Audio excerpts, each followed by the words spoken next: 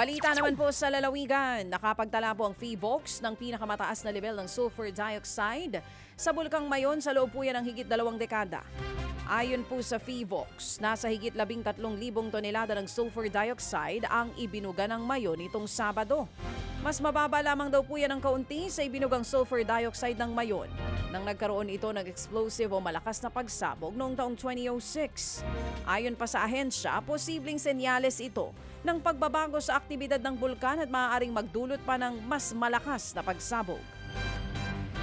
Patay naman po ang isang grade 4 student ng Hugo Perez Elementary School sa Cavite po yan matapos ang isinagawang deworming sa kanilang eskwelahan.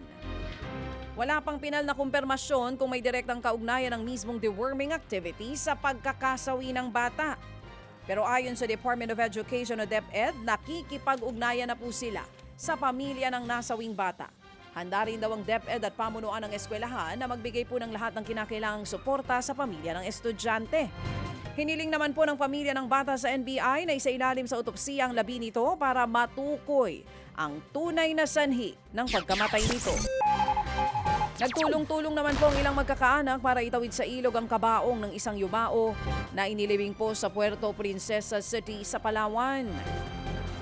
Itinali po nila sa kawayan, binalot sa karton at isinakay ang kabaong sa balsa para lang maitawid sa kabilang barangay kung nasaan nga po ang sementeryo.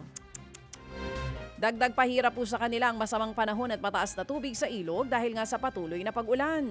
Sa kabila po nito, hindi natinag ang magkakaanak at matagumpay na naitawid po sa ilog ang kabaong. Panawagan po nila sa lokal na pamahalaan. Oo nga, kung alam niyo tumataas ang tubig sa ilog, ba't hanggang ngayon wala pang tulay?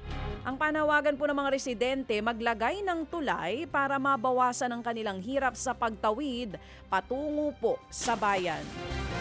Mga kapatid, patuloy po kayong tumutok sa 105.9 True FM para sa totoong balita, impormasyon, music and entertainment. Mag-subscribe sa aming YouTube channel at podcast at sundan nyo kami sa Facebook, Instagram, X at TikTok sa True Network PH.